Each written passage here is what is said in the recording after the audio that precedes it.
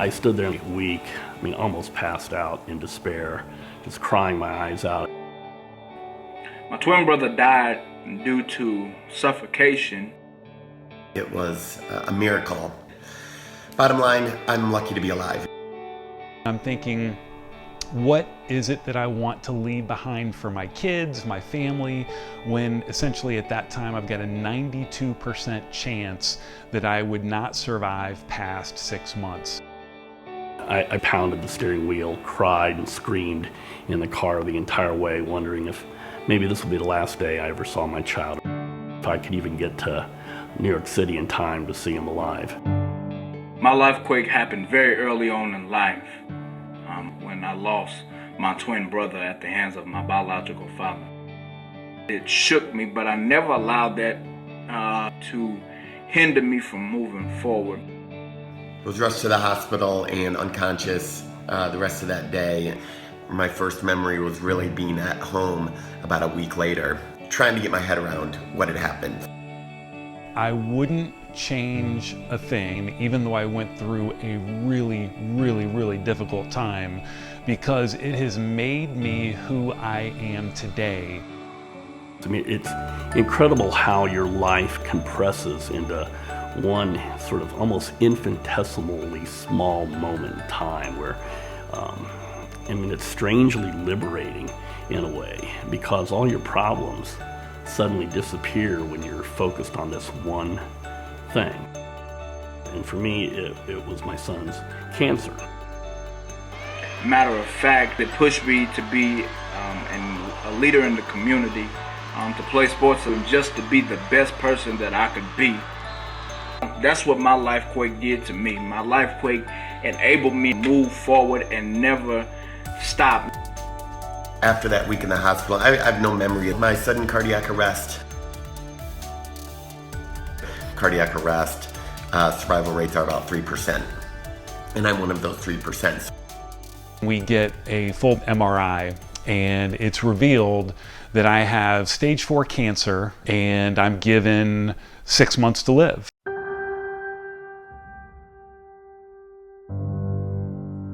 I had tumors in my lungs, liver, spleen, stomach, in my adrenal glands. It was everywhere and tumors were getting big and it was not trending well, when then I reacted well to this immunotherapy drug. Over the course of the next 6 months, miraculously, I was cancer-free. I was a miracle, pretty much. I think we all have heroes, people we emulate in our lives, people that we want to try to become like. And I sat there next to my son in the ICU for 7 months, and I saw him whittle away and lose his hair and go through chemo. And he did it with a level of bravery that I can't comprehend. It wasn't until sitting next to my son that I realized the person I most wanted to emulate were my own kids. They were my wife Cheryl, and how they were able to approach this with calmness and bravery. Just keep on going and keep on pushing. I never give up, because when you give up, that means you have given the enemy the upper hand. You've allowed your circumstance to have power and victory over you. And I'm a firm believer in no excuses, just a success story. Because when you look around, everybody has been through some kind of a Lifequake and they've moved on. It's a miracle that I'm here. So now I'm left with the now what? What am I going to do with this second chance to give back? But we should all do that. We should all take opportunities. Be that person that is going to help somebody. You don't know the impact that you can make. And it helped me discover how to handle adversity and how to pick yourself up when you're down. It was a very, very challenging time for me, because I started interviewing and I wasn't getting positions that I thought that I was deserving of. And I'm telling you, that was worse mentally for me by a factor of 5 over what it was like to be told that you've got cancer. A guy who's provided for his family and has been the breadwinner, nobody saw value in me. And that frankly pissed me off. I decided that I was going to go into residential real estate. In my very first week of residential real estate, I had a tumor, so it is still in my body. So I immediately go back on treatment and have surgery. And I'm saying, you know what? I freaking don't care. I didn't care about the cancer part because that was not going to stop me.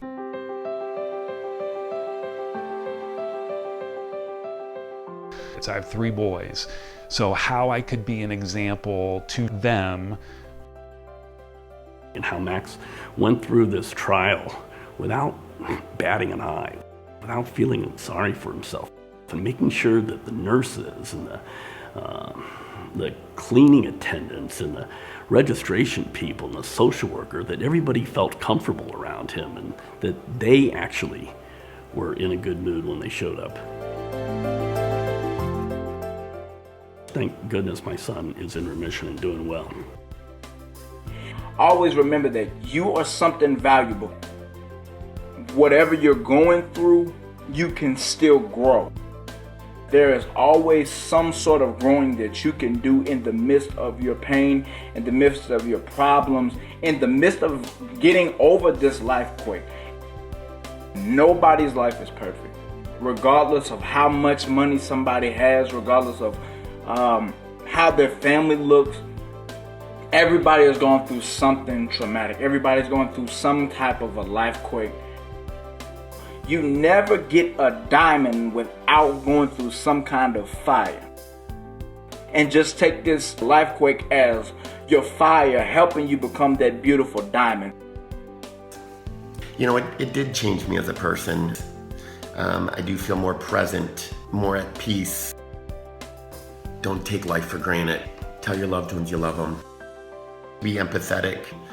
I hug them tighter. I say I love you more often. But at the end of the day, I think the biggest reason that this happened to me is to continue being a better husband and father, better family man. When COVID hit, you know, my kids lost their jobs and came back. And Max one day was sitting on the back porch and he was looking at our house and looking at the stuff around him. And he says, "Dad, I don't think I'm ever going to be as successful as you."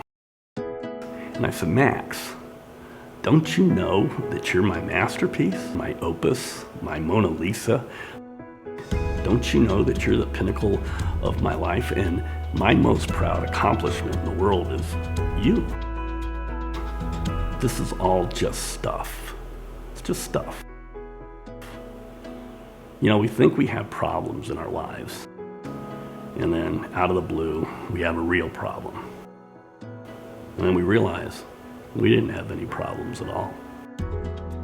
Take your lifequake and make something great out of it. It can be taken away in a heartbeat. It can. So do something great with your life. Don't wait. You have unbelievable resolve to pick yourself up, to do whatever it takes. That has equipped me with some really significant life skills to prepare me for my next lifequake, because frankly, it's going to happen and things are not always going to go right. But now I know to be able to conquer that and then move on to the next challenge and get out of that situation. So, thank you for listening.